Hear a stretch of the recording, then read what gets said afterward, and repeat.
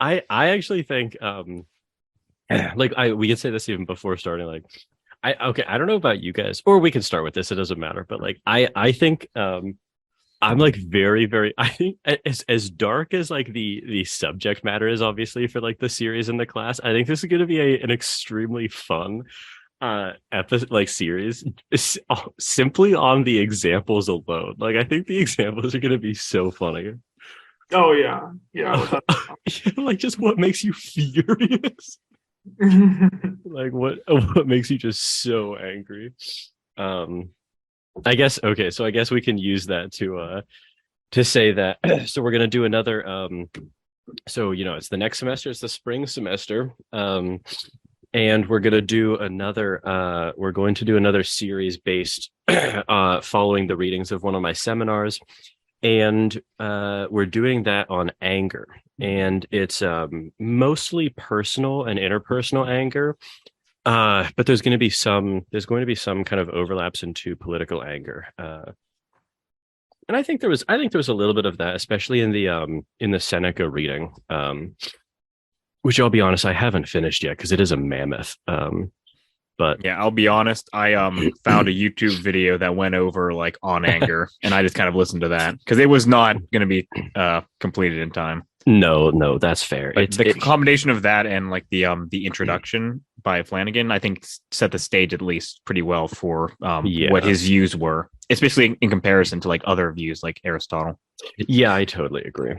yeah, for that one just specifically, if we're gonna dive into that, it'd be nice to like read over sections and then to them. You know what I mean? Yes, absolutely. Like if you encountered sections you found interesting, we can go over them and that's what I'm gonna do. Absolutely. React. Yeah. Just for this time specifically, because I didn't get back into Pittsburgh until like 4:30. So yeah, no, I agree. I was been tired in Pittsburgh. and I I took a still nap. didn't get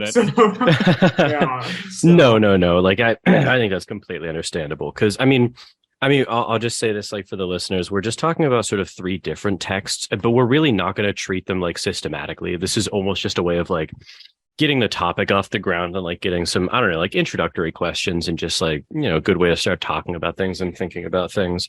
But we're looking at the introductory chapter of Owen Flanagan's compiled piece. It's called Introduction: The Moral Psychology of Anger. And then two pretty famous pieces, I think, from ancient Western philosophy, a section of the Nicomachean Ethics by Aristotle and On Anger by Seneca, who I think is, I don't know, Seneca is probably the most famous Stoic philosopher.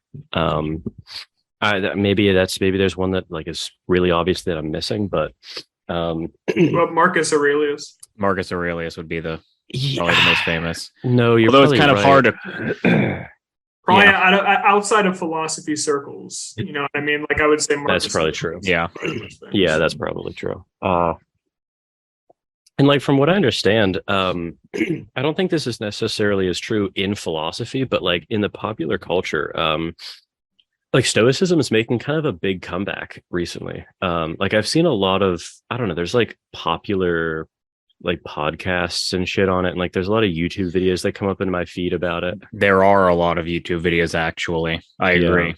I've noticed though that it's sort of had that like sort of corruption that Buddhism has gone through. Where like every time I see Buddhism like talked about in like popular culture outside of like, I don't know, like Sam Harris's like app or whatever, like that meditation app that he has, which I actually think is really good. Like Buddhism is talked about as like a almost like some sort of like a corporate hack. You know what I mean? It's like reduce stress by meditating and get ahead of your competition or whatever. It's like, no, you're totally missing the point. Yeah, utilitarian Buddhism. Yeah, exactly. Yeah, it's like capitalist Buddhism. Yeah, it's wretched.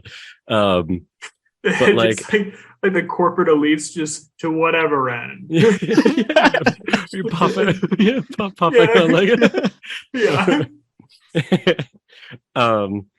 but like I don't know that Stoicism has gone through like exactly that sort of a degradation, but I'm sure I'm just also missing like the most heinous stuff that's going on too with it.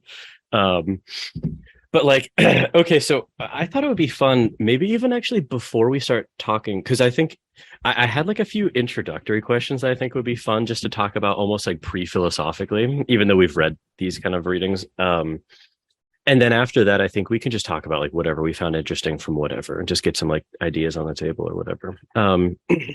Okay. But here's I'm actually very interested in asking you guys what the live issues are as we kind of move through this series, like for you personally, because I think like I don't know, it's hard for me to come up with like this may be one of the most practical things like in philosophy you could ever read about.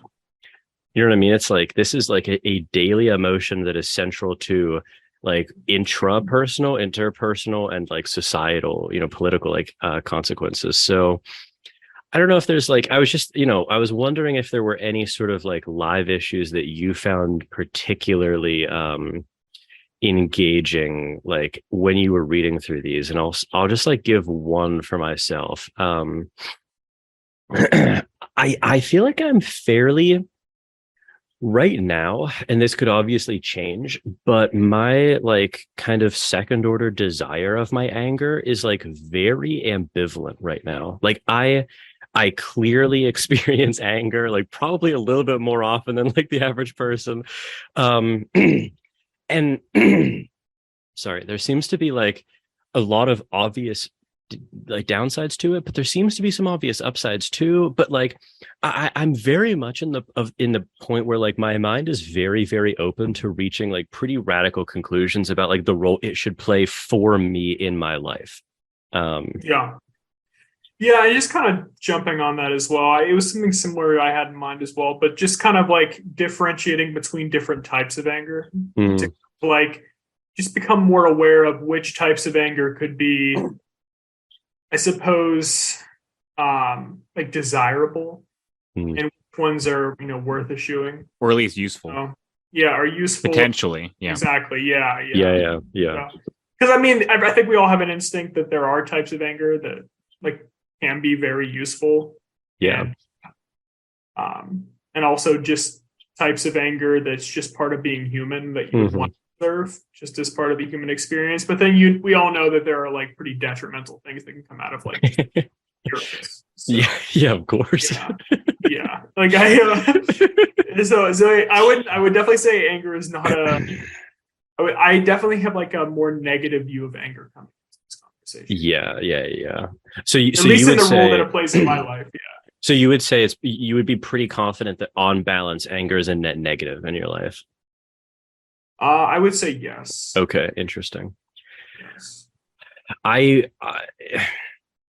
I'm probably the same way, with the caveat that like, okay, if we count like, if we want to say something like annoyance could be like a very mild form of anger, I feel like for me, like the part of like the aspect of anger that I'm most interested in like completely eliminating is like annoyance.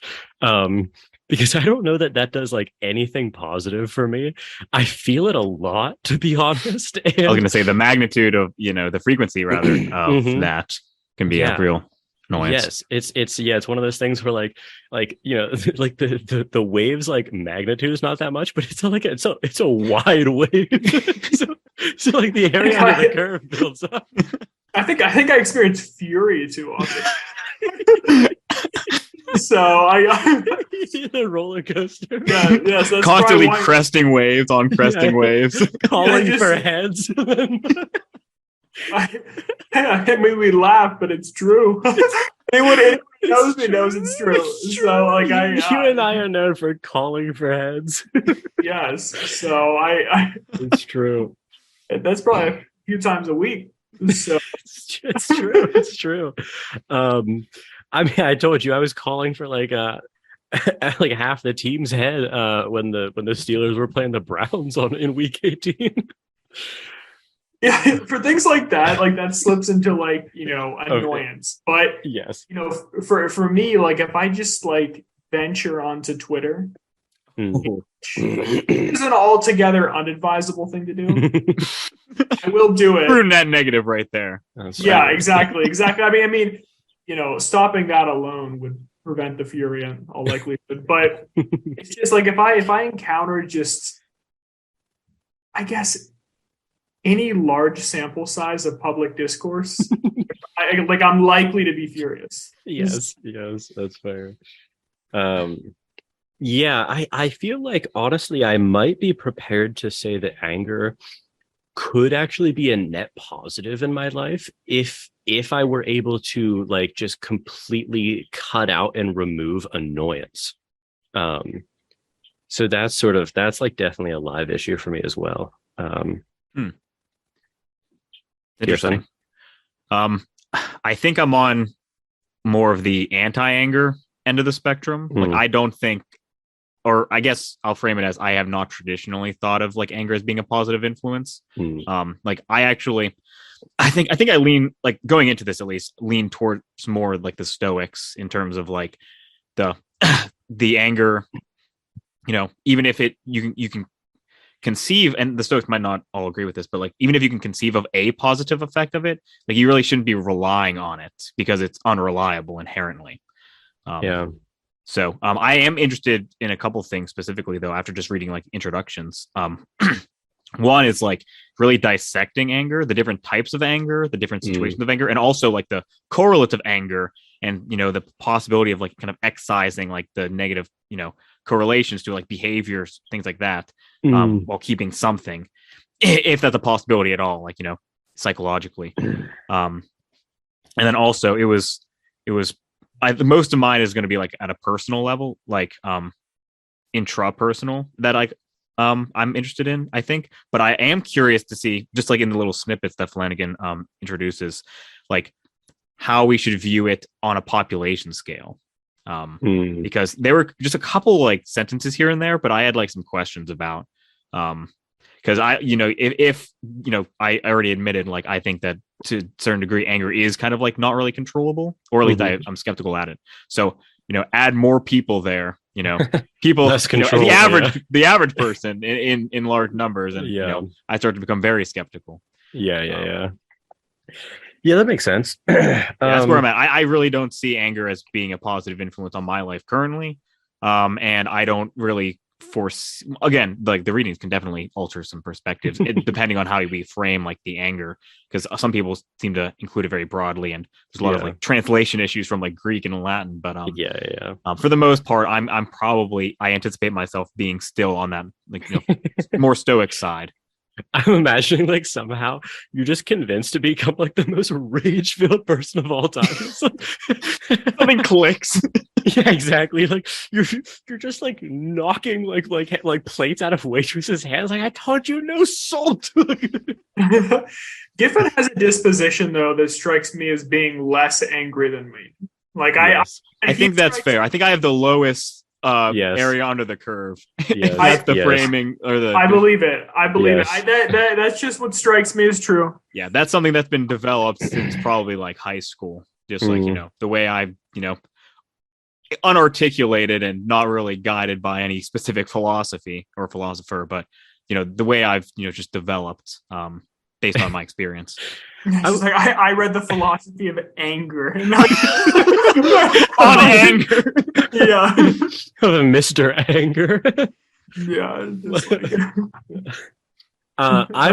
Luciferian code. I will say this. I think that the most, because obviously I experience like a lot of different negative emotions and some that are sort of more like, I don't know, like venomous than others. But I think that for anger specifically, I think that the angriest that I ever get is always directed at myself. Like it's always in the context of like, if you're just looking for pure, like what is the highest amplitude of anger that I reach? It's when I'm like playing racquetball and I like miss a dumb point to like potentially lose the game. Calls for heads. Like calls for my own head. Like the rage that courses, like I feel it in my quads, like the anger. Like that. I because frequency wise, I would say that the most common form of anger that I feel is like I would just like just anywhere from mild to severe annoyance or like being like very perturbed. Do you know what I mean? Like that's the most frequent, which is also the kind I would like to get rid of because I think it's like very, very intrusive. Yeah, intrusive. It's just that's what I was thinking of. Yeah, it's unpleasant. Like it doesn't do anything. You know what I mean? It's just like it's just draining.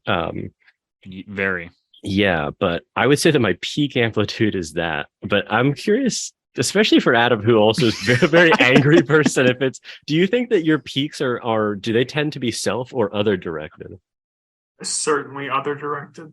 Mm. Yeah, certainly other directed. Oh, opposite end of the spectrum. Interesting. Yeah, okay. yeah.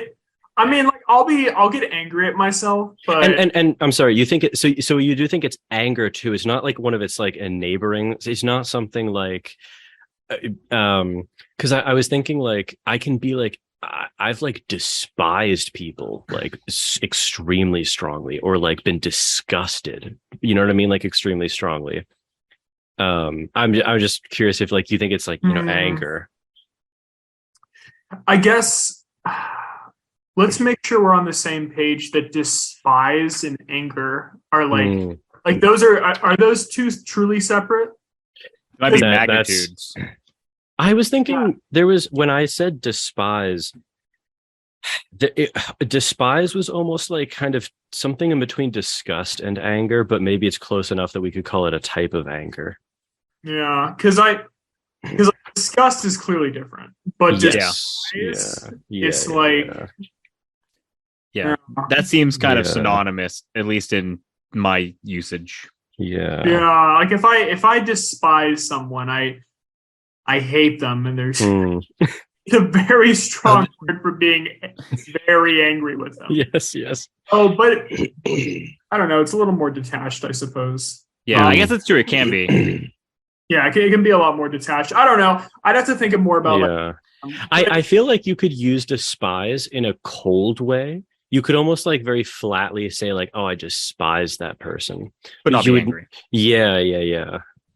Yeah, it's the vehement passions, not the I mean, I mean, these aren't articulated like discontent. Yeah. There's no like metaphysical like anger hanging out there. You know what I mean? And you know, it could be just, you know, a conceited trait of my own, but I'm really the biggest villain in my story. So I do. Repeat that. I missed that. I said I may be conceited, but I'm rarely the biggest villain in my story. So that's fair. That's at least phenomenologically true. Yeah. So I mean, like whether it's I'll be very angry at something I read or you know an interaction I had. You know, for me, like I typically go like, I mean, I guess like in sports, I'll get really mad at myself. You know, I can be very angry with myself, but there's a lot of disgust mixed in with that too. Like whenever that's fair.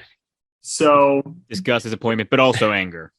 It's always anger in the moment for me, disgust after. True, that's a fact. Yeah, when I'm seeing red playing badminton. Yeah. Yes. Pure rage. And then afterwards, when you're hurling the racket, it's disgusting. To be fair, you've hurled the last few. So. It's true. I found actually this wasn't anything that I sent you guys, but I found out or rather I found like sort of just in the overview of what we're going to be discussing. There's like we're going to be talking about like varieties of anger, and this was just like this isn't kind of a set in stone thing, but there are kind of a few examples listed for species of anger, things that are closely related to anger, and then in the ballpark or often manifested with manifestations of anger. So for species of anger, there's rage and outrage, if those are two different things, ire, resentment, indignation, opprobrium, and there's with a question mark next to it, I think appropriately so, guilt, which is interesting. And then closely related to anger is frustration, annoyance, which I was kind of using as like a mild form of anger, but it could be something that's different in some important way. disdain, contempt, and shame with a question mark next to it. And then in the ballpark, or often manifested along with anger, is hatred, which I've always naturally used as just anger past a certain point, almost like a threshold, but there could be something like importantly different. Spite. Yeah. No, go ahead. Yeah. Spite, disgust, disappointment, disapprobation, or holding a grudge. Disapprobation. I'm sorry, misspoke. Or holding a grudge could be sort of like cousins of anger. But then there were also I don't know, like the oh, by the way, I should say this is with this is going to be a seminar at the University of Houston with Justin Coates is the professor, just for anyone who's listening who, I don't know, maybe like familiar with Houston.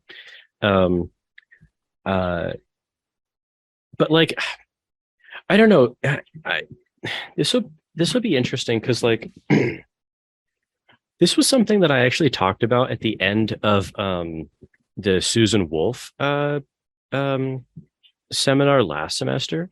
But like, this is kind of philosophy of emotion stuff in general. But like, I thought you guys would be interested in this. That like, apparently the historical debate around like anger, like the conceptualization of what it is like to be angry, has kind of followed like the following trend, where originally William James in the early 20th century kind of described emotions generally, and then anger would fall under that as like it's called feeling theory, where basically an emotion is just identified with the affect or the feelings or like the bodily changes or semantic changes. And that, the problem there is that it's hard to say that these types of responses can fall into a normative evaluation. Like, it's hard to really say whether you should or shouldn't feel like, I don't know, like the hair raising on your arm or something. You know what I mean? So it's kind of weird because obviously we want to be able to talk about like anger as something that could be like normatively good or bad, like you should or shouldn't feel it or experience or express it rather. And it also seems to me like, I don't know if you guys agree with this, but like it seems like the physiological correlates or aspects of emotions can be like very, very similar for very different emotions. Like the feeling of like excitement can be extremely similar to like dread almost. Do you know what I mean? It's like kind of almost like a burning in your chest. Don't you, like you're feeling like your stomach is kind of light, but just it's like the mental valence, like positive or negative, is the difference between like being excited and like dreading something. You know what I mean? Sure. Yeah. No, I agree. So after that came judgment theory, which is claiming that an emotion is identified with the judgment. So it's at least an implicit judgment about something. So basically, like it's an evaluation, I guess, that like that has content. So like X was wrong. Like being angry about something is finding it wrong, which I think the problems there are pretty obvious too, because then it's like you can act angry. It seems obvious that you can act in ways that are like classically identified with anger without being angry. So that seems to kind of fall flat. And then after that came hybrid theories, which combine various aspects of the feeling and judgment theories. And then most common today is what's called perceptual theories, which is to see someone's behavior in an evaluatively rich way that explains why there are feelings associated with those judgments or observations. So it's like pretty much an analogy to literal perception. But like it's sort of a way of seeing something. Like you like witness something happen, and it's almost like you're directly perceiving the judgment, which like creates the feeling. And like this is actually something that came up.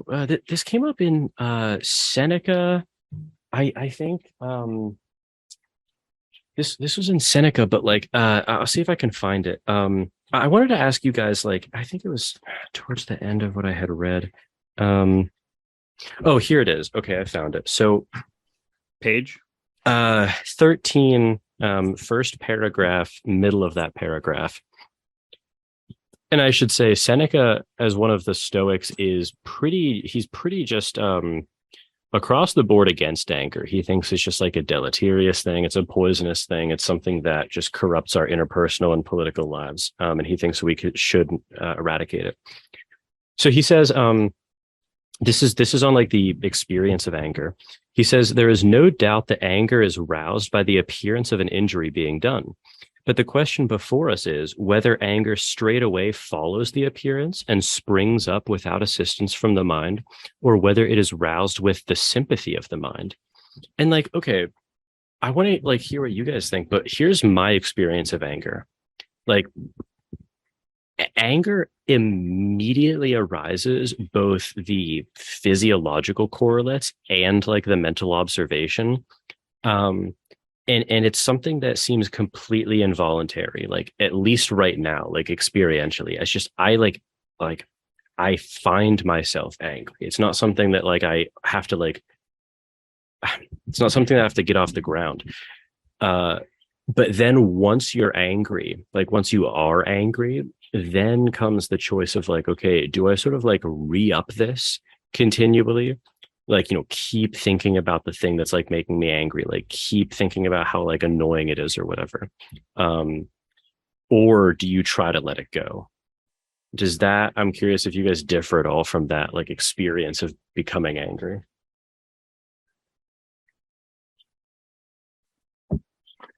I mean, I don't really have some sort of like internal dialogue where I recognize that I can either just let it go or I continue to feed into it. Like I just do one or the other. Like I don't ever like pause in the midst of like one of like my rageaholic moments. If I'm like New York Times comment section and like reflect like, what is this? Yeah. I'll often just times like feed into that. You know, yeah. If it's annoying enough, then I will just leave. But yeah. So yeah, that makes sense. I it's weird because like I definitely notice myself like I'll involuntarily like continue to feed into it, but it's definitely something that like there's a more obvious way in which like I have the ability not to do that. It seems like I don't have that ability to like the initial kind of like, you know, like the initial blip of anger almost is something that, you know what I mean? Like there's no way that I could imagine getting that to go away. No, of course not. Yeah. That's it's entirely involuntary. Yeah. It just seems like experientially, it's like something that just comes upon you. What about you, Giffen? Because you are the most peaked degree. The resident deficient in the framing of one of Flanagan's works for all our series. Thank you for that. I definitely like there like in just like an instant of anger, like it definitely just kind of comes about, right? You've just or something happens and it's like, you know, there's no debate or dialogue. It's like you just feel the anger, right? You feel the heat. But if you think about it, like in the long term, I think there are some like things you can do to kind of like pre-assess what sure. you're going to be going into, and then in that kind of way modulate the anger. But whenever it is experienced, it's just like you were then angry. Yeah, that's a good point. Like, and then usually I think the opposite of Adam, perhaps, but I try not to feed into it. Yeah, no, Adam's it's not like good. shoveling coal into the furnace. Giffin's putting like a lid over the pot. No, like I'll see a flame like a mile away and I'll dart to it and start shoveling dry leaves right in. So no, I mean Giffin's right in both senses there, where it's like I have before certain, honestly, I did this within the last month actually, when I was, you know, we can talk like after this podcast about the specific instance, but like perfect. I did go into it just like, okay, like I tend to get annoyed pretty quickly in the situation. Yeah. I'm going to make an active effort not to. Mm. You know what I mean? So it was like, okay, like yeah, I need to just, kind of assess and kind of nip the annoyance in the bud. If it comes up at all. But it comes up even less frequently if I'm just cognizant beforehand, as Giffen said, right. Things would otherwise annoy me, except for the fact that I'm like recognizing beforehand that I shouldn't allow them to. Right. So I think there is at least based on my understanding of like the sentence you read, Jordan, from Seneca, and the sentence after as well, I think there is an element of mind involved. Mm-hmm. Yeah. But definitely like it's more of like kind of like a like, you think about it afterwards, or you think about it like in a kind of long run changes. But like in the instant, like there are definitely times where you're just like angry and like it came upon you, and then like afterwards there's the decision of the mind whether to like do it or not. Right. Yeah. So it's about how much like your attention is going towards like the observations about, the environment, about making you angry and whatnot. This episode of Plato's Cave is supported by my friends at New Lane University. New Lane University is an online university that offers an Associate of Arts and Bachelor's degree in philosophy at a truly affordable price. The program is self-paced, flexible, and competency-based, allowing you to fit it into your schedule. I've had several listeners reach out to me over the years and ask about more formal philosophy training that doesn't require moving across the country or physically going back to school. If you're someone who is interested in philosophy beyond the self-taught method, New Lane University may be the perfect accessible, low-cost entryway into academic philosophy. You can earn your degree at New Lane wholly online and fully at your own pace. And because New Lane University is accredited by the Distance Education Accrediting Commission, your degree will count in all the ways that professionally matter. New Lane's learning model is different than typical undergraduate teaching. You're able to learn at your own pace, and at the end of each course, you're evaluated through a standardized interview with a course evaluator to see how deeply you've absorbed the material, not measuring your ability to merely regurgitate information like typical exams do. It's an education model built for the student, not an antiquated education system. If you're a longtime listener of Plato's Cave, I recommend researching more about New Lane University. You can do so at newlane.edu. That's newlane.edu. I'll provide links to their philosophy program in the description of this episode. Thank you to New Lane University for supporting this episode of Plato's Cave. Yeah, and he has like a lot of arguments that basically like anger is a very voluntary thing because, and I thought these were weird arguments. He has like a lot of arguments where he's like, for if anger is involuntary, one would be angry all the time because there is no shortage of things to be angry about. Like, therefore we know. It's like, well, no, that doesn't necessarily follow. You know what I mean? It's I agree. It all depends on what you're being presented with or what your mind occupies at that minute. Yeah. I'm not constantly occupied, by everything that could make me. So otherwise, you'd be like a supernova. Yeah, put me into an asylum at that point. It's like sitting in a room by yourself, you're just thinking of unrelated things that could set you off if you were in that situation that you're not. Yes, that's true. That already happens occasionally. It's I'm sorry, continue. Yeah, you struck a chord with me there because I didn't know what you're gonna say. I'm sorry. I know, but like if I am in the mood and I'm not saying it's going to be like an often thing, but like if I'm just like in a surly mood, I will imagine scenarios. Me too. That would make me furious, dude. And I'll feed into it. Yeah. When you catch yourself doing that, it is like I'm like, what the fuck is wrong with you? Like I ask that to myself. I do ask that to myself if I do that because I'm like, what are we doing? Even now? I do that. Even you do that, Giffen? Yeah. It's like lower frequency, I'm guessing, but no, I do that. He's one of us. It's like worst case scenarios going through your head for situations that like the precursors haven't even existed yet. Dude, but even if the precursors, like a lot of the time, it's because the precursors do exist. Like I have been annoyed, and by someone's behavior or whatever, and I'm just how could this escalate? What would yes? I mean, just And I will like find myself like when you awaken from that stolid stupor, you realize like I'm like physically amped up by it too. Like I'm like experiencing like the physiological sensations of anger over something that literally didn't happen. Yes. Right. And it's like, what the fuck is wrong with you, honestly? Because it's like, and the thing that is so poisonous about that, at least like from like my experience, is like it just sets you in like, because obviously this was only happening, like you said, Adam, whenever you're like in a surly mood already. But the problem is it entrenches you in that mindset too, where anything you're sharpening the blade, like whatever. No, it's true. I mean, like I just that is a pretty good metaphor, honestly. I just imagine, like someone bumps into me and I'm just like, at the anvil. Just it's true. Yes, it's like forming the blade and then spending a few hours sharpening it. It's just true. All in case he comes back and bumps me again. It's true. Circles back around. Yeah. I'm looking for him in the streets. Pretty much, I'm looking for him. Yes. Because he slightly bumped me. You're gonna bump me again. That is something that if you could give me a magic wand, like I have no second order desire to have that. Like literally none. I cannot imagine something that is useful for.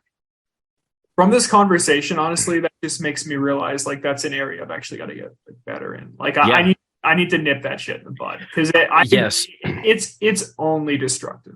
That is purely like there are a lot of you don't want to show up in the news.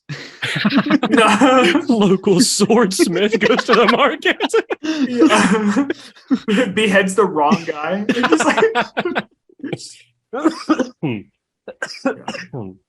I thought it was the guy that bumped into me. He was coming back.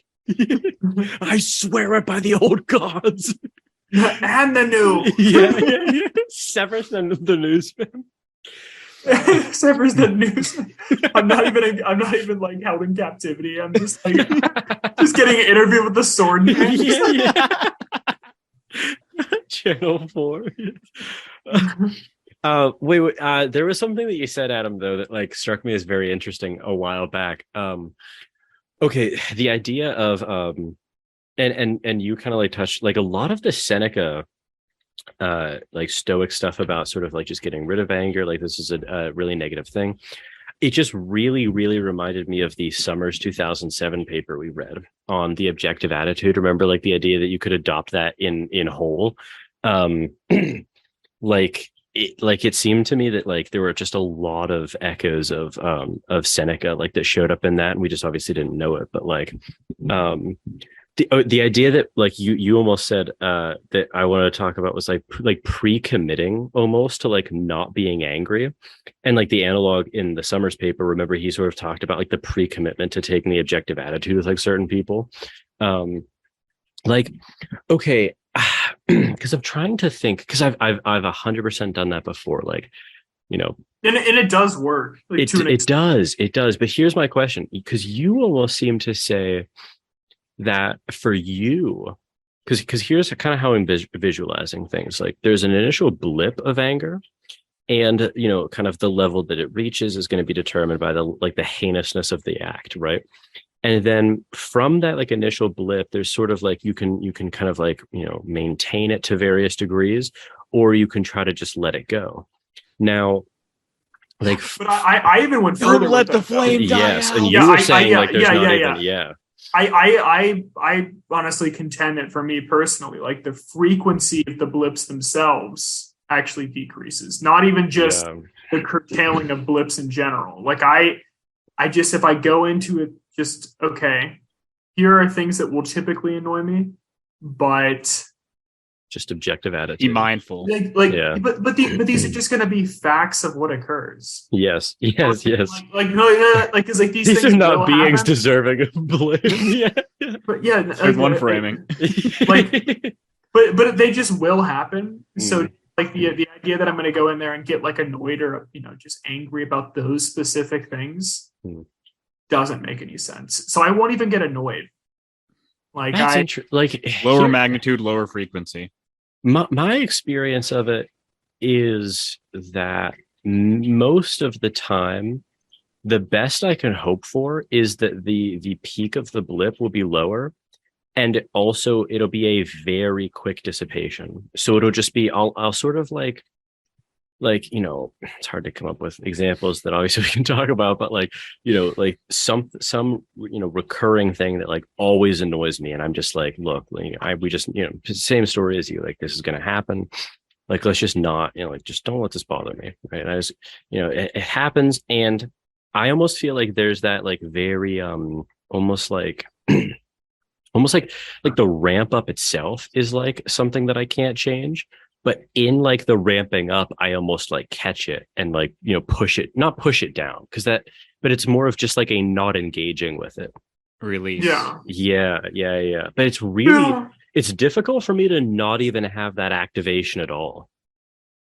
Depends on how predictable the event is. That's true. You can be surprised, but like for me, like if the event is just downright predictable, it's more likely to happen than not. Mm-hmm. If I just go into it with that mindset, like it's almost like a recognition that it came up. It was like, okay. Yeah, like check. Yeah, as opposed to like that's been done. Yeah. But if it's like something that doesn't typically occur, then it's like, okay, there's the blip. I'm for the curtailing. So it's Yeah, because that, like the hypothetical, just ruminating about like things that could happen. That is something that like I could imagine someone saying like, well, it's a recognition. Like, I don't know. Actually, I mean, I kind of think this to some degree, at least. Like, well, it's like, I know that. Well, you guys know that like. I'm obviously like, one thing that motivates me is like identifying things that are wrong in other people's lives and being like, not that for me. You know what I mean? Like, that's a problem.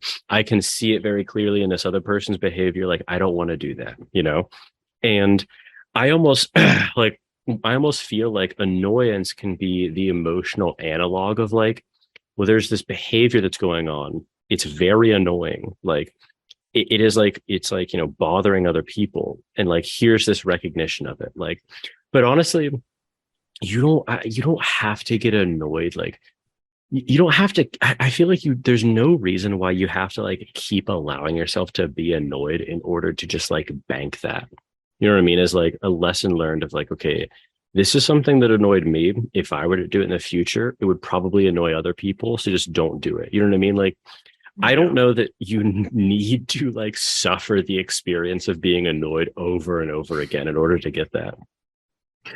Yeah, and that kind of goes back to just like some more of like my rageaholic tendencies, where like I mean, Giffen kind of like talked about two different senses in which you could curtail, like just like annoyance or anger, and one is like he either said it explicitly or alluded to it.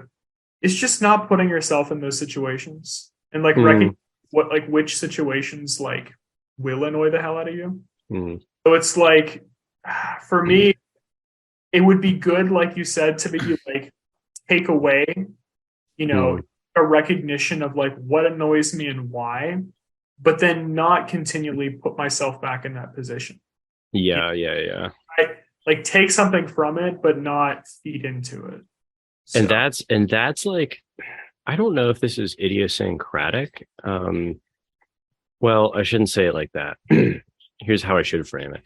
I don't know if this is due to some sort of just, kind of happenstance, or if it's something that I'm actually actively doing that like creates these circumstances. But I feel like maybe more often than at least you for sure, Adam, but like, just given like the stuff we've talked about, but like, I feel like I'm often in a position, not often, but like frequent enough that this is something that I'd like to like figure out how to like work on or whatever, where you can't do that thing, where you just avoid the situation. Do you know what I mean? Like I feel like for me, at least, there are enough instances where something is just genuinely irritating or annoying, but I also can't prevent it from happening. You know what I mean? So in that, like, that's where I want like like Seneca on an IV drip. Like I like seriously just like don't even. I need to just take like the summer's 2007. Like this is just like these are just perturbations in like the causal chain, nothing more. Like that is all that's happening here, and like there's you know what I mean. Like I just because I feel like that is the most poisonous kind of anger for me at least. It's just that like that day after day where you just rise and grind, like get the anger going, boys. Like an addict getting his fix. Yeah. Giffen, do you find yourself curtailing your anger, or do you just feel like you just don't have much of a predisposition to? Both, I'd say. I definitely curtail it. Like, if I feel especially if I start to feel physiologically like, the symptoms of anger, then it's like, okay, take a deep breath, go for, pace. I pace. Usually I can pace things off. Just like, depending on the context, of course. But usually there are like some methods to like kind of curtail like the flashes, or like the really heated moments where it's kind of like Jordan mentioned, like you can't really ignore it. It's like not like don't go on Twitter. It's more like, don't interact with people for a week. Like that's not really like a feasible kind of solution. But I also think my disposition is probably a little bit lower. But it's interesting that you say that though, because like maybe I should start employing that strategy where you just like utilize some sort of physiological release, like pacing or like or something like that, just to like alleviate any physiological effects. For me, it helps. I don't tend to do that. I tend to seethe. Stew. No. Yeah, so maybe I should like start going for runs or whatever. See, wait. A question for Giffen though. Like, okay, so here's, I've definitely utilized those things before. Like when I can't shake something, the thing that happens way more frequently for me is this just like blip. You know what I mean? And like blip, and they're not like protracted enough to like do those sorts of things. So like okay, like when you're like trying to get rid of those, like it sounds weird, but like the only way I know how to phrase it is almost like it's not a physiological, it's like a mental like relaxing. You just like like sometimes you just kind of shake your head or whatever. Strictly physiological. It's not like I'm physically running off the anger and it's leaching out my toes, but like that that's like sometimes when you like really like, for me at least, like whenever if there is something that like I can't shake, going on something like a run almost feels, obviously it's not happening, right, but it feels like you're almost sweating it out or something. I guess it's a combination in my mind. I bet biologically it's true real fast just to say. I mean, so like when animals show much of the physiological like signs of anger, like looks like they're getting primed to attack. So going for a run definitely kind of like it releases to an extent. Sorry for interrupting there. No, point. Yeah. Flanagan actually starts with fitness discussions, so definitely relevant. I want to. This is just making me think. Like, I actually want to take this seminar, like over the course of the semester. I mean, as like an opportunity to actually like try to like get a little experiential experimenting going. Like, actually. You know what I mean? Like if something comes up in a reading that I'm like, oh, that's kind of interesting. Actually, just try to do that for a week and like see what happens. That'd be very cool. Yeah. I don't remember reading anything in like Seneca about, and it's possible I just didn't get to it, but like, did he give any like he talked about I know that he talked about how he says he's talking about remedies for anger, but I only really got to here's something. Okay, so he talks about like the importance of education. Like children should be taught not to be angry too. He says like, I can't find the line, but he says like don't shield children from the truth. You know what I mean? Like they need to learn to like deal with difficult truths. But then he gets to adults. This is on page 22, section 22. He says, now we ought to fight against the first causes of evil. The cause of anger is the belief that we are injured. This belief, therefore, should not be lightly entertained. We ought not to fly into a rage, even when the injury appears to be open and distinct. For some false things bear the semblance of truth. We should always allow some time to elapse, for time discloses the truth, which is like, I like the next one. Let our ears not be easily led to calamitous talk, which is pretty funny. But like, I guess that's actually like a very sort of like, I don't know, one step method. Like, take time to think before acting. But that actually seems to be, and this is something that we didn't really talk about yet, but like in Seneca especially, but like in all the readings, there are two distinct questions that sometimes seem to get run together a little bit, because there's like, okay, there's the experience of it, like, you know, experiencing the emotion of anger. Yeah. And then there's also the way you either if you express it or not, and the way you express it or not. And those are three actually very different questions. Yes, they are. That was one of the things I was interested in. Yeah. Someone can look angry and not really be, or someone could not look angry and very much be. Yeah. And so this, I mean, that seems to very, very clearly not be about well, I think it naturally lends itself to like not expressing anger, but I guess you could even try to like mentally reserve anger. Like, hey, like we just, you know, don't know the situation fully yet. Like, you know, just. That's kind of how I interpret it. I mean, like, I think like he's saying like, I mean, it's change your habits. You know what I mean? Like, I don't know. I think you could probably modulate it over time. You know what I mean? Basically, that's basically it. Yeah, because it's not something you'd be able to fix like in the moment, but it's like, okay, next time, you know, you become angry over something that isn't set in stone, or you don't know all the facts regarding it. It's just like you recognize, like, okay, let's hit the pause on the anger. And next time that happens, hit the pause on the anger, and maybe you'll be less prone to. Rage. I don't. Yeah, know. I think it's possible. It's multiple things. I think you could probably like over time with that, over years, especially if we're talking about like, children learning this, kind of develop a sense of like lowered magnitude of anger. But then also like, I think the core thing is what he's talking about here is like start to disassociate like the feeling of anger from like the actions that you're associating with anger. Right.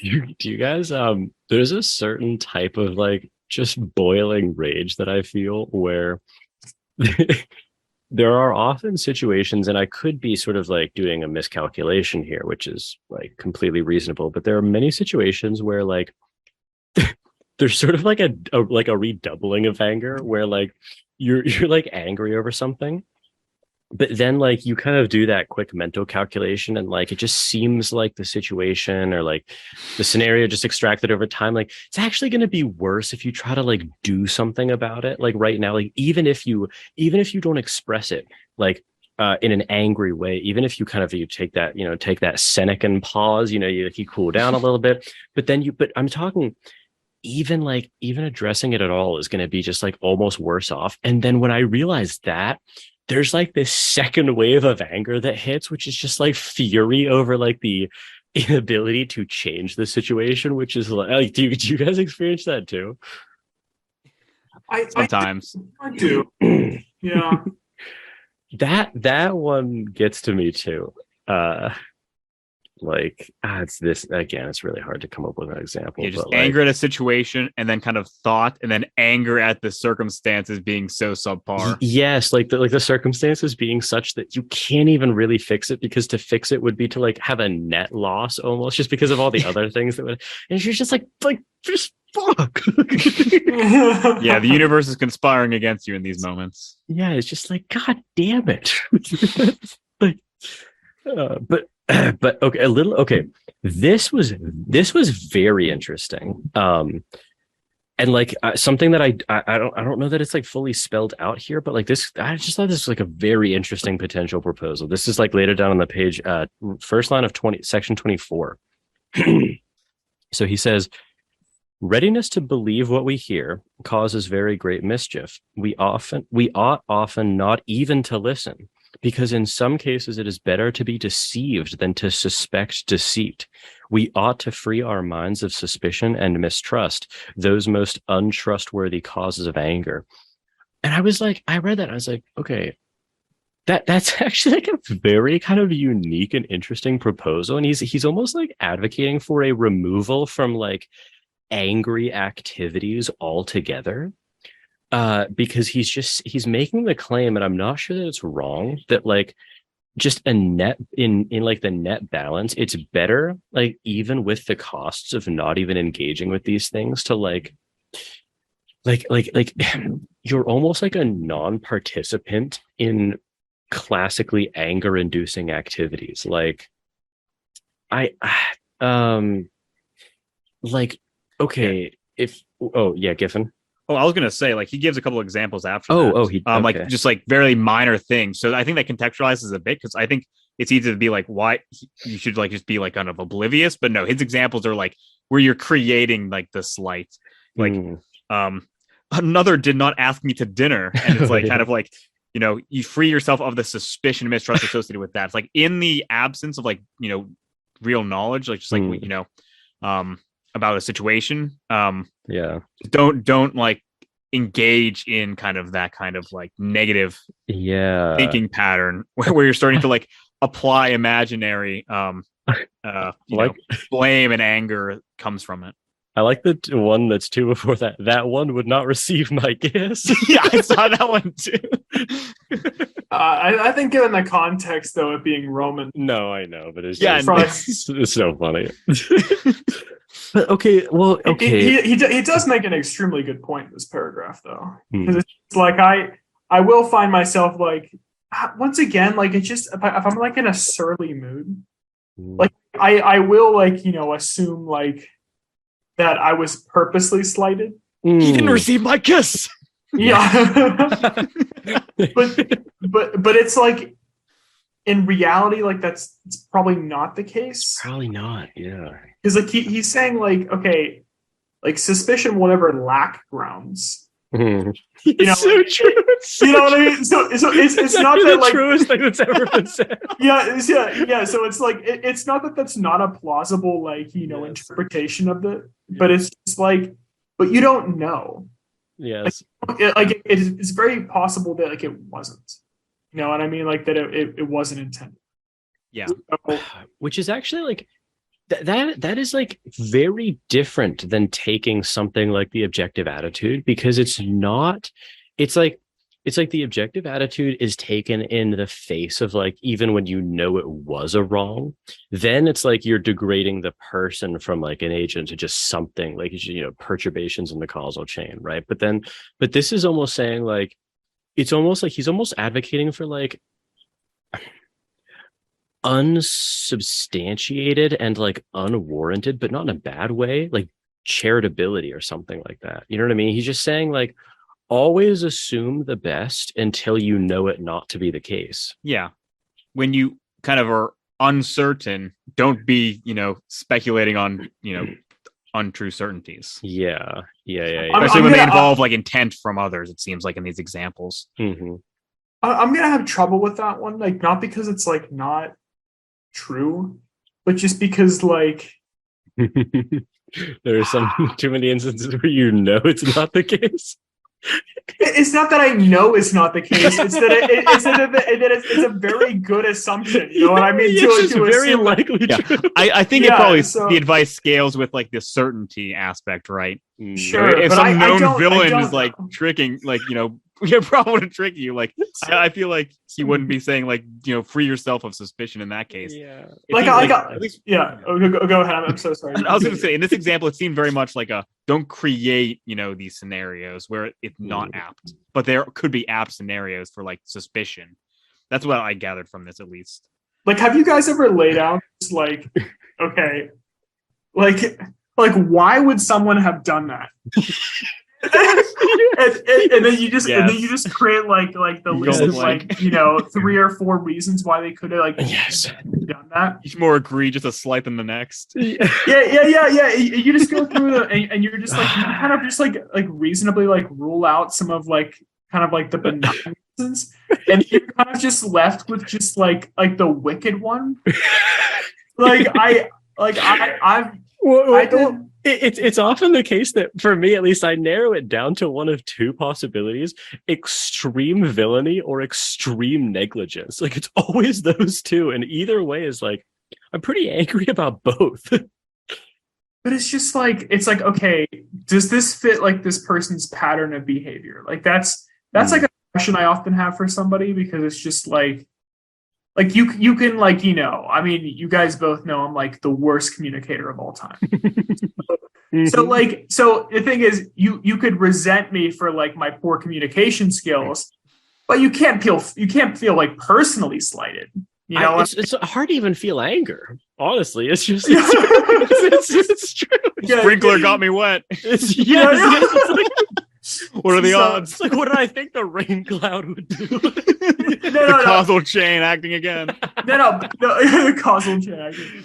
No, but you know what I mean though, where it's just like no slight was intended personally. Yes. You know what I mean? Right, like this, it's more like just like a fault in personality, which is a little more like abstract, at least for me. Like I can forgive that in people, but then like I'll know who people are. You know who people are, and it's like if their behavior doesn't fit that, and then like you put out some other reasonable reasons, but then like you end up with just like, okay, they must have been like a bastardist thing, you know what I mean? Like you arrive at that, but yeah. No, I know, like I know what you mean, because it's like I've had those situations where I'm like, I don't know, I'll think about like I don't know, like especially when you're getting to know people, like I don't know. This happened with like I don't know, I think this happened with like one of my professors, where he said something and I was like, oh, was that meant as like, was that like a derogatory comment or something? Was that like, you know what I mean, like, am I like, is this not going well or whatever? Oh, yeah, this has totally happened before. Like I was even talking to you about it, Adam, and then like, you talk with that person again and you realize like, oh, that's just sort of just like either the way that person talks, or like it's just like sort of a phrase that they, you know what I mean? Then you're like, oh, there's like, but you know what I mean? I mean, you hear it in a context that was like positive, and you understand then like, exactly. I guess the analog there is more of like anxiety, where it's like, oh, it's like, is this not like relationship not going well or whatever? You know what I mean? Like, but I think the analog for anger is pretty obvious. This is like a complete aside, but the worst is when somebody doesn't understand like your personality quirks. like I still have like this one friend from college who like will try to reach out like fairly often, and like you guys know that like I'm not capable. Like my mental bandwidth is so low physiologically. It's so low. So like I don't get back, and then they'll be like hurt, and then I'm like this is not not learned from all these years. Like it's like it's if you either accept it or you don't. You know what I mean? Like I set your expectations reasonably. It's true, because like I'm literally like if I get back to one person at night, I'm just like, it's a miracle. I go to bed with a wicked grin on my face. I'm just like I got back to somebody. I'm like, because I'm a moral saint. Like it's just like so yeah. But I don't know. So like I do excuse that in other people, because if I didn't, I'd be a criminal. You're a wicked man. Yeah. I'd be a truly wicked man. No, it's true. It's true. It's like gravely offended if you don't respond in 5 minutes. Like, what the fuck? No, but like this person like will be upset, and like weekly, and I'll be like, you need to understand the context and also like the intent, by judging their character. I think the intent is a kind of a big thing in this section. In the you know what's weird though? Okay, so like here's an example. Okay, so like with you, Adam, like it's not even like there's almost like no, like at this point, there's almost like no even like negativity associated with it, because it's like I literally just know, I don't even know what I think about it, to be honest. Sometimes it's just like this isn't even like, it's like an it's like an amoral, it's like in the amoral realm, you know what I mean? It's just like, it's neither like you're not even like praiseworthy when you do respond, like it's true. It's true. I mean, but my point was that like, yeah. But here's something that is like very curious. But there are other circumstances where that doesn't happen for me. So I'm thinking about like when we used to do the old podcast and like Teddy wouldn't do the readings. Like that was something where like in the same way that I could expect you, like I can expect you to like very rarely respond to a text. I could very reasonably expect Teddy not to have like done the readings, but my anger didn't dissipate at that. I think like, I don't know. I mean, I think if we had something planned, like if it's like we've got this podcast, I mean, like this meeting planned here at 8:30, then like I don't hop on at 8:30, and you start texting me and there's no response. I guess we're not doing it. Yeah, no. Failing to meet an obligation like that, where it's very clear, like there's no room for misinterpretation there. That's totally that's like, unless there's an emergency, that's like sloth. Giffen, you just hit the nail on the head right there. That's like an obligation. Yes, yeah. I don't view texting that way. Like texting, like for me, it's like I curse the day texting was invented. I agree, dude.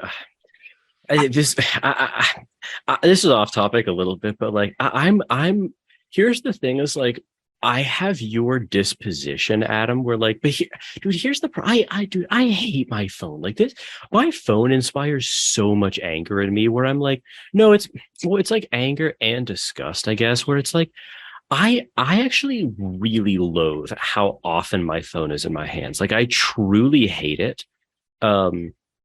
But like I'm like almost like not sure what to do about it. Yeah. Here's what I would say about myself, and like I don't even know if it's like a valiant trait. I don't think it is, but it's definitely of my life. But like I'm like a very present person, I would say. So like for me, like if I just picked up this book, which I'm reading, like The English and Their History right now, very good book, by the way. But like, if I just started reading and I receive a text from someone, I don't look at it. Reading this book right now in DC, I didn't respond to like any text. Like I respond to guys when I got back in Pittsburgh and say, "Hey, I'm still good for the podcast tonight." Yeah. Like I said, I was good on Tuesday. I'll be here on Tuesday. Yeah. But like, I'm not responding to text. No, of course. Like I'm in DC with friends. You know what I mean? Like See, I'm really good about I'm that. hanging out with you guys. Like I'm gonna, we'll hang out. But like, I just like the phone interrupts what I'm doing in the moment. Yes. I can't stand it. No, dude. It makes me so angry when people do. Here's the thing. I think I'm just as good at you. Like I'm very, very good at not letting my phone when I'm doing something. My problem though is like in like most of the like everyday life, I'm not doing something as like definitively as I am. Like if I hang out with you guys, like when we watch like the football games or whatever, my phone's on the other side of the room charging. Sure, you know what I mean? Sure. Like sure. Or when we play board games, my phone is away. Like I do not touch it. I don't do anything. And like that's something that makes me very angry actually, is when people like are on their phones during that kind of stuff. That makes me angry. But like dude, I need to figure out some fucking way to like I guess that's like the bastardly way that I kind of like treat my life. Then I guess we've kind of like narrowed in on it. So like I treat like every moment of my day is like definitively doing something as an event. Like I'm just like even if I'm just like tuning in like something dumb like Skip and Shannon, I'm watching this video right now. I'm watching Skip and Shannon right now. Yeah. Like I just like, to be honest, that's actually not a way to kind of like frame. I think that's a better way to frame things than just sort of not. I feel like a lot of people, and me in like my worst moments, like don't really always know what they're doing. Yeah. Like, you know what I mean? People kind of just like, I don't know, almost like float through life sometimes, I feel like, you know what I mean? Yeah, I'm just kind of like you can ask anybody who knows me in real life. I am uncompromising on that point just It's because true. I mean No, it's true. I don't like being accessed anywhere any Yes. any Yes. time of the day. I'm like No, I know. Yeah. I'm actually considering getting rid of the iPhone, by the way. Shit. Downgrading? Yeah. Yeah. Damn. That's a bold move. Very bold. Yeah, just to make it I want to have internet. Yeah. You need internet. Look up things, but I'm convinced the iPhone is not a good thing in my life. So damn. It's a net negative in mine too, but like I can't it's very closely tethered to things that are like very critical. No, That's it's true. It's true. I know. It's true. No, that the like need and desire to like not be able to be contacted though. I don't know if like this has ever happened with you guys, but like in previous relationships, that's been something that has like perturbed the person I'm seeing. Me too. You can imagine. Well, with you, my God. I'm watching something here. He's having just like a TikTok of weekend long affair. No, that used to be like a fight point. Like yes. I've had arguments over it. Yeah, I was like infinitely better than I am now too. Like I'd get back like after a couple hours or like. Oh my God! If you started doing that with me, I'd be like, he's got a crush. No, but yeah, like I was pretty good. Like I'd get back to you that day. You know, that's crazy. Yeah, but like monstrous. They're like, you know, like what took you so long? I'm just like I'm not glued to my phone. Yeah. No, I know.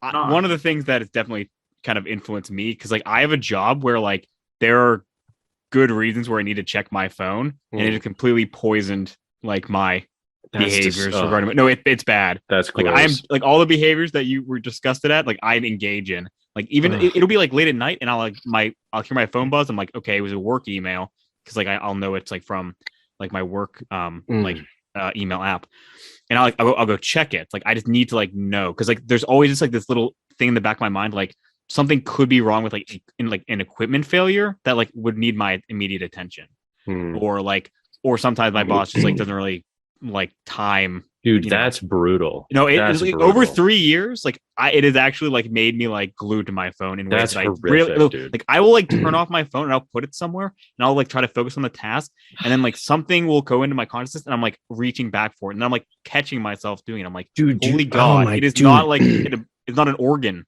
There have been times where like I've looked over and like contemplated laying down in the bus lane before, because I've opened my phone, been on Twitter, like closed my phone, and then like I swear to God, like without thinking about it, I've picked up my phone moments later and gone to Twitter, and I'm like you deserve like not even the like the like no court, no trial, like straight to the chair. Like no, I am simply, this is one of the reasons that I like am I guess I feel like I was completely saved by like never getting into like Twitter or like Facebook, because like I know if I was like in it, I would be shackled. You know what the best thing I've ever done? The best thing I've ever done is, but here's the problem, like, dude, I don't know how to like, I guess it's just like choosing your values and then sticking with them. I deleted Instagram off my phone like I don't know, a year ago or something. Yeah. It is the best. I'm never on it. I will like check it on my computer every blue moon.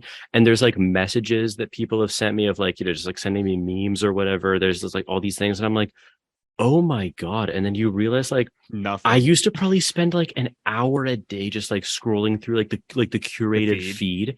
And it's like, dude, I need to do that with more, honestly. The problem is like, it's fucking hard to do with Facebook, especially when you're like, I don't know, because like I'm starting to like look at like rentals or whatever. You know, like Facebook Marketplace is good for that. It's like it's too we useful. communicate via Facebook. No, they're tied together. That's the hard part. It's like dude, Instagram, like you can go without Instagram, right? Like, again, it's what do you use that for? It's just exactly. It's not a utility. It's like a pleasure and pain combo. Same thing for Twitter with me. It's entertainment. Like I follow like a bunch of philosophy people. They're posting like articles, like look at this, like whatever. It's just like I did download Twitter and I did try to follow like just people that like I wanted to get a perspective of, but I couldn't do it. Like I actually just like had to like delete the app. I'm like, I literally cannot trust myself. Like the negatives for me were just too overwhelming. You know what? I'm right I literally now. Couldn't do it. I hated myself. I had it for like a week. You know, live on the podcast. this is what you do. I'm going. I'm Twitter. Uninstall this app. Okay, I just did it. I just uninstalled it. I want to see if I just because Twitter is important for the podcast too, because I'll post shit. I like it. I've like many invites have come from Twitter. No, I recognize actively that by not engaging with Twitter, I am like foregoing a lot of like positive, but I just cannot fathom the negatives not encroaching on that. Here's what I think very quickly. Here's what I think is gonna hopefully happen though. I don't get enough notifications where it's like I need to have it. So when I go on Twitter, it'll be either to like take a break from doing something and browse on my laptop, which is okay, or it'll be to post something, which is purposely. Yeah. Okay. All right. Yeah. I don't use Twitter, so you're just like the searcher. Well, no, it's true. Like I'll use Twitter only if I want to like say there's like a certain clip of like, because people are always constantly posting like clips of like the NFL game. So if we want to like look up something to watch again, or I want to get like immediate reaction to something, but otherwise I definitely use Twitter less than half an hour a week. Like, oh wow, I use it too much. I couldn't do possibly, dude. I you know what I would do right now if someone needs to make an app that can do this. Maybe there is. I want an app that can control all other apps on my phone. And I want it to do something where for a half an hour at a time, it just oscillates manually switching my phone onto airplane mode. Or maybe you could toggle the settings. Maybe you could allow for like phone calls because that's usually important or something. But like I want an app that like allows you to any phone call, or maybe you could do like text from a certain person, or like, you know what I mean? Like I would like set your parents could like reach you, or, you know what I mean? But like for a half an hour on and then a half an hour off at any, like it would just oscillate throughout the day. Like, no, you can't even like access these things. You know what I mean? Like the notifications wouldn't come up. Like, dude, I want that app. Yeah. Like I would sign up for that right now because I'm too weak to do it. I actually did download an app for this exact reason because I didn't. It can do that. An app, I think it's called Trees. It's not quite what you. Oh yeah. Basically, it's like Given I have that app. You do? Yeah. No, I literally needed it. It's called Forest. Forest. That's it. Yeah. Pretty much same thing. It has a tree on like the logo, but basically all it is like you set a timer, and then during that time, like it disallows you to like kind of access it. I don't know if it has like you can still like look at the home screen to like check your time and stuff. I'm not sure about phone need calls. This shit. But like if you access another app, you can't take phone calls. Okay, I couldn't remember that part. Which is that's the hard annoying. Part. That's like you want to be able to get. I don't really use it as much for that exact reason. Although but Jordan, Forest doesn't really log you out. Forest what all of Forest does is just like pretty much like you grow a tree over the course of the time that like you've set the time for, and if you use your phone again, that tree will die, and it will appear in like the forest that you're cultivating. A dead tree. As a reminder. And so like, and you can remove the dead tree, like it takes in-game currency the dead tree, so it's like it's an incentive structure, but it's not like actually logging you. I'm gonna try it. It can't hurt. No, I'm gonna try it. It's good. Like I use Forest to like just like I don't want to use my phone at all. And then more like given I don't know if you'd ever employ this because you're much better at getting back to people, which is like a virtue. Being on my phone always isn't. Servile dog. but I will. A servile dog, yes. I will say this with respect to like checking your phone for like important notifications. Yeah. Like here's my strategy to it. Anytime my phone buzzes, I pick it up and look at it. if it was back when I was like, Mm-hmm. with former job, if it was work related, Mm. I would address it. If it had nothing to do with that, right back down. So I look, and then I'm too servile a dog, I believe. so yeah. You know what I started doing is I started leaving my phone on silent for the vast majority of the day, which initially started working. And I was like, oh, this is working really well. But then I would check to see if I had notifications. And then it was like even worse because when your phone was on vibrate, it's like, well, if it hasn't vibrated, there's nothing to check. Right. But then I'd be like, am I missing something? That silent is actually worse. Like if I'm actively like getting a bunch of text or something, I turn it off just because it's an annoyance. And like if I'm in the middle of something, otherwise, like I definitely do that exact thing. Like it'll like be 30 seconds that pass because like, you're like in the middle of something and like time flows a little bit weirder. You check it again. It's like, okay, it is inconceivable that an emergency has occurred in 20 seconds. No, and that's why I want an app that would just shut it off. Because it's like, dude, what is like, is it okay? The chances of an emergency weighed against the actual just like benefits I could reap from this are so obviously skewed in the direction of like emergencies never happen. Yeah. You know what For I mean? me, like, because it's like so work associated, I know I can't do that, but I'm looking forward to the time when I don't need to do that. Yes. Like where I can like consciously at least say like, okay, there's no like the odds have shifted so much in the direction of like, you definitely don't need to check it. You can actually have it on silent. Don't worry about it. Yes. Then just go on with your day. Because like, what are the nice features? Just like a quick that I've really liked with respect to Facebook Messenger is that if I haven't gotten back to someone within 2 days, like they'll give me like the prompt. Like, do you guys get those? Or is this no, because we don't do that. They'll give some poor Adam like Chup at Facebook implemented this feature. It's so true. Like after 2 days of not getting back, Facebook Messenger will be like, hey, you haven't gotten back to this in a while. And then it shows me the message again from 2 days ago. And I'm like, oh my God. Fair enough. So what a feature for a modern man. Adam, I need your help. 2 days later. Desperately. Fair enough. Outlook does that. I do have that like for like work emails. I will occasionally get a reminder where it's like, this person, like, it'll just detect that this person like was anticipating a response and you didn't yet over like, 3 days or something. And it'll be like, hey, reminder. So in that case, it is useful.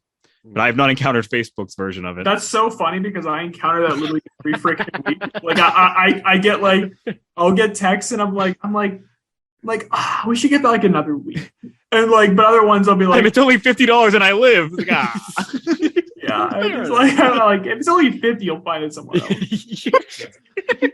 Surely his lack of a follow-up is a positive thing. But it's such a catch-22 because Adam's also like, well, if it's too much, he's like, well, I just don't have it. Yeah, I mean, I will say this though, I have cultivated the right amount of texts at this point that I receive. Where I don't know how many texts you guys receive a day. Well, a decent amount because of work.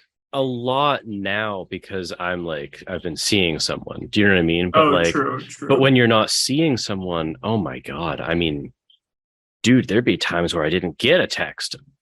Which I kind of liked. Like, yeah, I separate out work. There's definitely days that are the same. It's like work and then family, like group messages, and then outside of that, it's slim pickings. Well, which is like, I mean, that like this is just not related at this point, but like one thing that I'm so looking forward to, like, I don't know if you guys have ever had like been in a long distance relationship. Like the person I'm seeing now is like in Arizona, obviously. So like, was that obvious? Well, you and I have spoken less recently than Adam and me. And when we did talk, we talked about like school stuff. Stuff. Yeah. Yeah. But we'll have to go on. We'll have to catch up on that. But like, what was I saying? But like, no, because it's so annoying. Because it's like, because it's like on the one hand, like I do understand that, like, obviously, like I want to communicate with this person, and like this is the way to do it. But on the other hand, I'm like, well, this is why I can't wait for it not to be long distance and like, like half a year or whatever. Because then it's like, oh my, I'm going to try to go full Adam at that point. Like, I'm going to try to go full, like, I touch my phone. Like, I want, you know what I want? I want a phone touch counter where it will register how many times you hit like the lock screen, but it shows you only get like 100 unlocks a day or like 50 unlocks a day or something, and it's giving you the countdown. It's like, hey, you know what I mean? So when you're about to unlock it, be like, do I actually need to be on my phone right now? And like one thing that would help me out a lot is like, given like my disposition, is like I would love a single app where all my communication is done regarding text. Oh yes. Like it's not split up between like iMessage, like Messenger. Like some people will try to contact me through Instagram, and then we also have, like the WhatsApp, and then some people will try reaching out to me through like Snapchat, and I'm like, I want too much. I want one central place where I can see all the people that I have yet to get back to. And it's just like, okay, here is a list of people, rather than just like, it's a little overwhelming when it's just like, here are all, it's like from multiple different sources. And I'm like, I don't want to use any of them. Like, yes. So give me one. Don't give me like 5. So. It's the worst right now too, because I'm glued to my, like, anytime I get like a notification, I'm like, because you get the if it's on Buzz, like I get the email one, and I'm like, oh shit, because I just sent out a bunch of shit to conferences over. So every time I'm like, is this like like a puppy dog? Exactly. I'm like, could I be present? I'm like straightening my tie and checking my phone. Yeah. So it's like, that's one thing that just like that is like self-directed anger. Like that has to be one of the most frequent instances of that, like from me to me, is like the phone shit.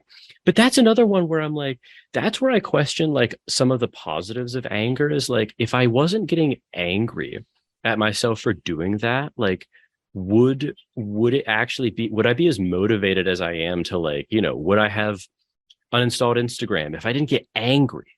Do you know what I mean? Like that I was on it. Yeah. So for me, like, I don't know if I feel angry, but I feel like disappointed and disgust. Really? No, I get angry with myself. Like, no. I mean, of course I do sometimes, but I don't think that's like the common thing. It's like I do it, I'm like, No, I like internally yell at myself. Like if I'm like just picking up my phone again, I'm like, no, like I do that sometimes. Yes, and and it's like actual anger that I'm like experiencing there. I will. That is one of the. Adam, go ahead. I was gonna say, I do feel actual anger with like respect to like some time wasting. Like if it's like text, like I don't feel that way.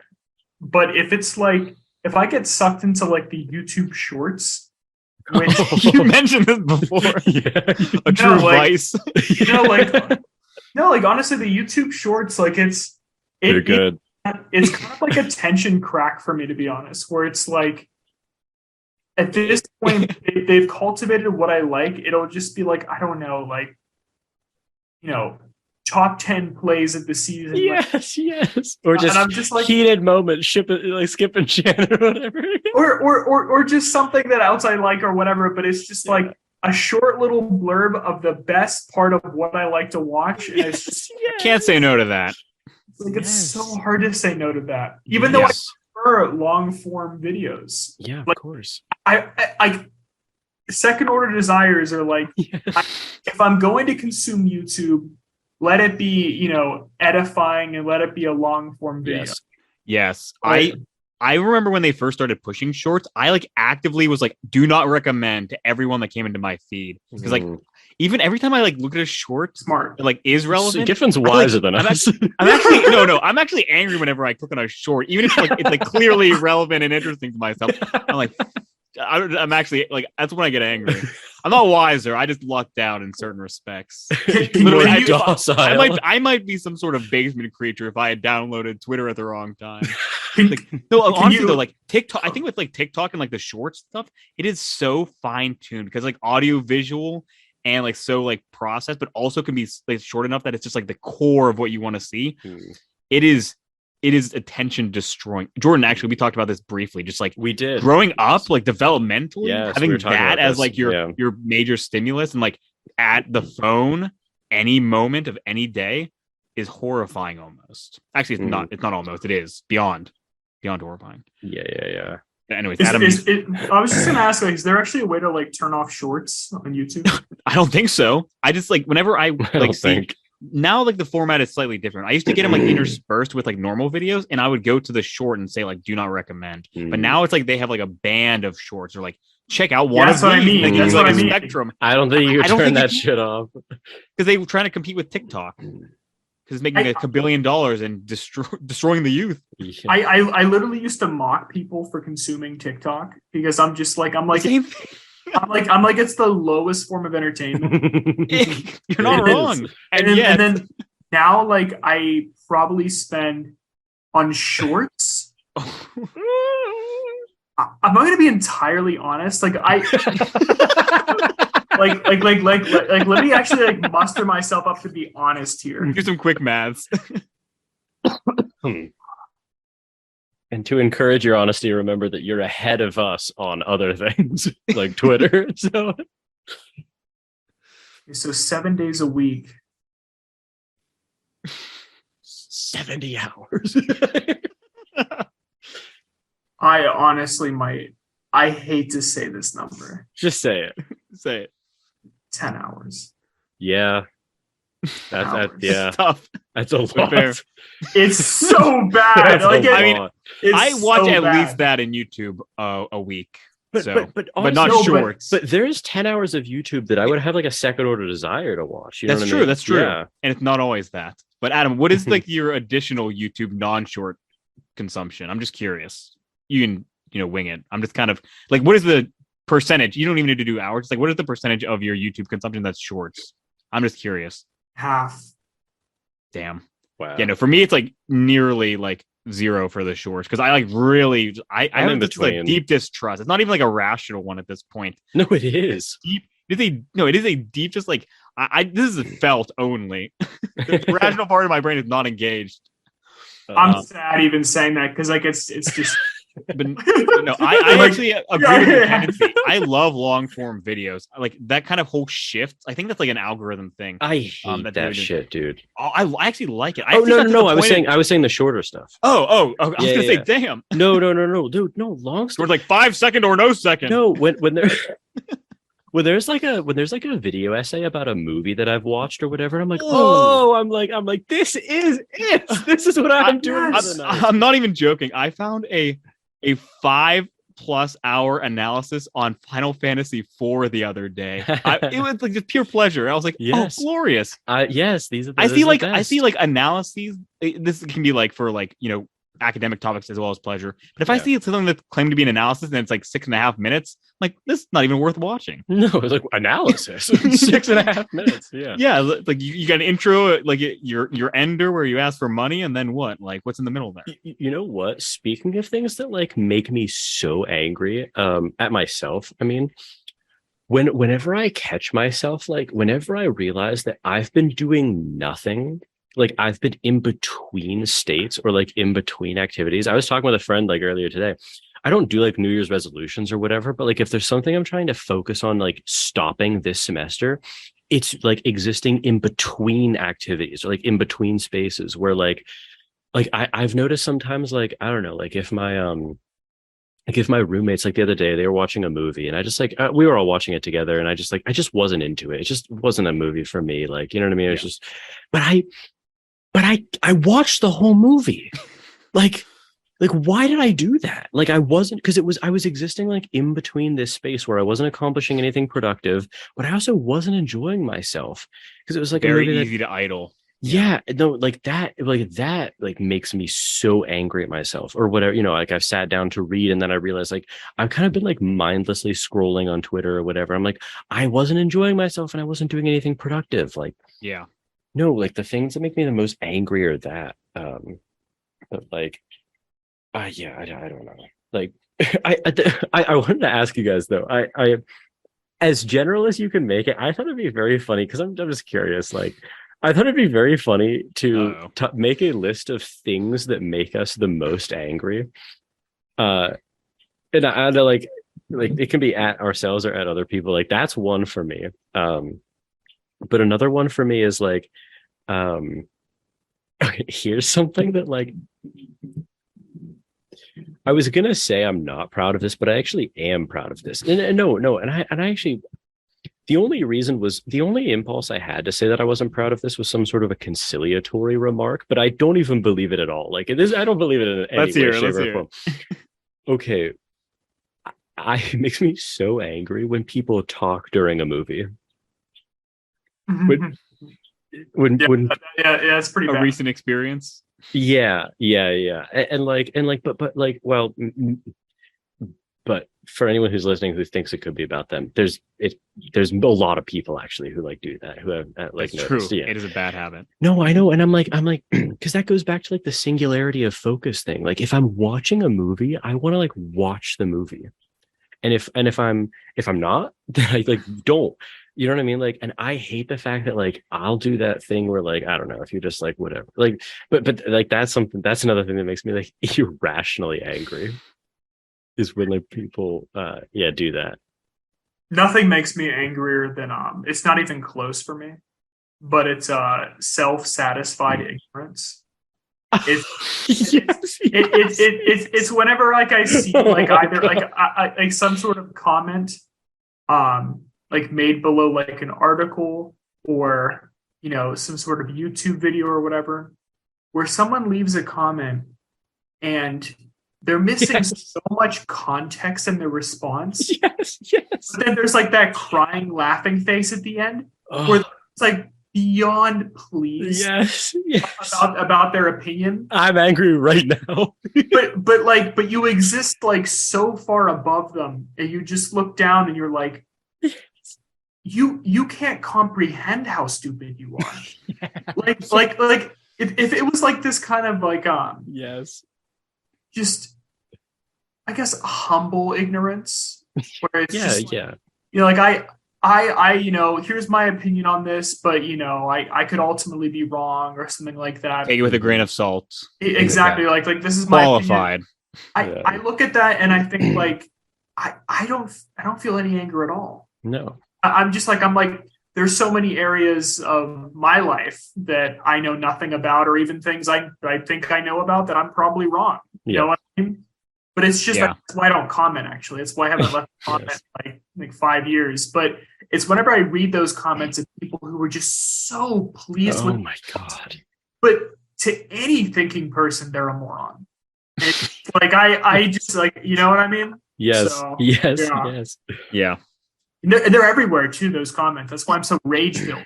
This was true. Do you have an example at the top of your mind? Because if not, I had something I wanted to say about like this. I want to hear yours first in response to Adam. Okay, yeah. So here, this is another thing that Seneca said is like always wrong, and I'm like ready to believe that it's always right. I'm ready to believe that he's often correct about that. But not always. Okay, but like here's like Adam, like I was thinking about this with respect to like you specifically, but like I mean we all do this obviously. Like Giffen, we were just talking the other day about like how not necessarily anger, but just sort of like maybe something closer to disgust at like how people, I mean it's just like indulge in like the like the whatever, just like mindless entertainment, like including ourselves. Okay, so like I wonder though if like I don't know, communally like talking about things that make us angry and even like getting angry along with other people isn't useful in ways that I don't know, maybe Seneca is like not accounting for. Like it allows you to sort of like I don't know, like reaffirm norms, like clarify norms sort of like with people in your life in a way that is easier to do when discussing some other person than like if that person were to do it themselves. Do you know what I mean? So like, no, absolutely. I totally see like the social utility you're talking about there. It's a really good point. Yeah. But here's kind of like how I actually like wrote a note that's kind of relevant here. The way I think, Seneca would probably phrase it is that like, it's not that there isn't. Okay, maybe actually, I don't even know if Seneca would say this. So I'm just going to talk from my perspective because I didn't do the Seneca reading. I read like the introduction. Here's what Seneca would say. Here's what Seneca said. God damn. No. Here's what like how I would frame it. Which I think is kind of Stoic leaning, but I'm not sure if he would agree with it. Mm-hmm. There are a lot of situations where you can imagine like anger, like using anger, like has like a utility where it's like a better sin, like as opposed to like engaging in like sloth or something as a response. Like there's like some utility it's like there. a lesser evil or something. Yes, Okay, exactly. Okay. Yeah. But it is always a compromise in a way, right? He does say something like that, yeah. Yes, it is conceivable that you could get the same like benefit from like this could be like norms clarifying without the anger specifically. There could be like the things that kind of related to it, but not anger. That's how I'm kind of conceptualizing. But I on a day-to-day basis, like for most flawed humans, the reality is, we're going to be engaging in anger, and we're going to see utility from it, right? Whether it's like the normal clarification or like just like bonding, whatever it is, like interpersonally. And something else that Seneca he just he makes this point like over and over again is like, well, you can partake in like certain like activities or like maneuvers without being angry, even though they may look angry from the outside. But again, like I was kind of thinking about that in the context of like this, and that doesn't seem to like, it doesn't land for me. Like it, like I was thinking about specifically like Adam. You remember when we were talking, this was like a while ago, like years ago even, we were talking about that situation in your grad lab where you were like fucked over by the grad student, and and I was like thinking about that experience where when you were telling me about like what happened, I was like actually angry in a way that I am not at all prepared to say is wrong. Like that doesn't seem wrong. Like it almost seems like there would be something wrong with me if I didn't. And like, moreover, I was thinking about it from your perspective, and like, imagine if like, you were telling me about someone like, some villainy that made you angry before. And then imagine like, if I was like, well, it's just kind of how things happen. Like I would get mad at the person who responded that way. I've actually encountered this as of late, to be honest with you, where like I will like just say like I will tell somebody just absolute villainy that just brings me to a fury like nothing else, because the behavior is so egregious. Yes. And like this person will go like or just like there are people like that, or like there's never like any kind of like, they don't ignite the fire alongside you. No, they're not even acknowledging the fire. They don't even acknowledge the fire in a sense, and like that actually causes me like even greater fury. like that. You seek out these people. I'm guessing that constant sources of fire. I actually no, like at that point, like the conflagration just is just like like once I've been denied that, it's just like social gratification. Yes. No, like I honestly feel like it's like a denial of like, or almost like a betrayal. I guess how I feel, to be honest. Like is like when I'm sharing something that like should make you angry, and there's not even flaccid response. Yeah, well, it's like, yeah, exactly. It's not even like, oh, that's ridiculous. It's like, oh, well, yeah, that's how things are, and stuff like that. Or I think there are non-angry ways to respond without igniting the flames, but like just complete indifference. Causal chain. Exactly. At the very least, like, agree with me on that. Yeah. Yes. But it's better if you angrily agree. It's true. I'm not sure I agree, but at the very least, like, yeah, engage.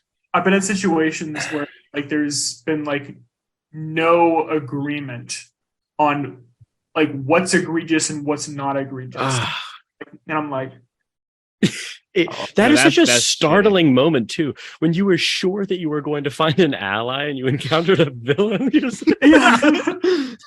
or just conspirator, or at least like a shelterer of a villain.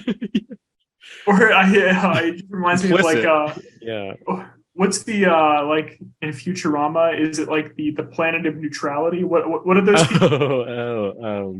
I know what you're talking about. Yeah. I forget. I actually don't remember that bit. Well, it's the one like Captain Brannigan, I think. Like Zap Brannigan. Yeah. Like he ultimately like declares war on them.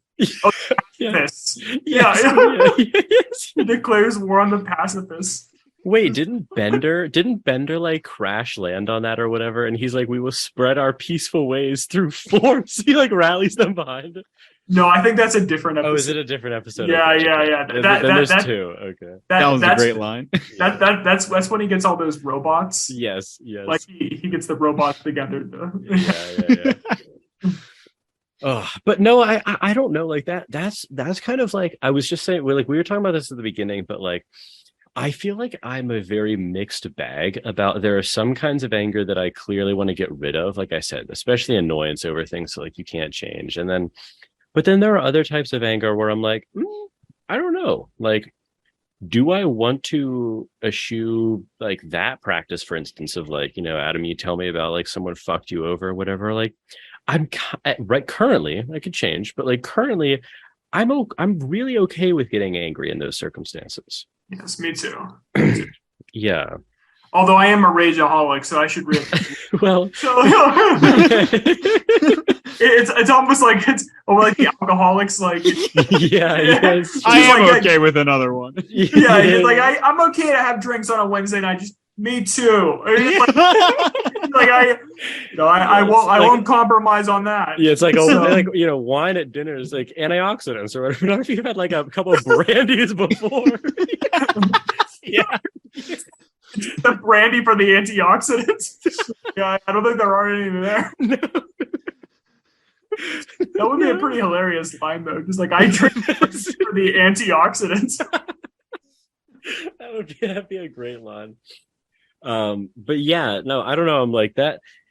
That's kind of like I feel like that's almost maybe my most live issue is just figuring out like, well, maybe there's two. Okay, first figuring out like what kinds of anger do I want to keep and what kinds do I want to eschew. Then secondly, and maybe even more importantly, like, okay, how the fuck do you actually like, I don't know, like robustly do that? Like how do you enduringly do that? So I don't know. No, that's a huge one of mine too. Yeah. Yeah. Here, 1 second. I want to pull up because I know the next couple readings I think are going to be chapters from Martha Nussbaum's book. Let me get it and then we'll.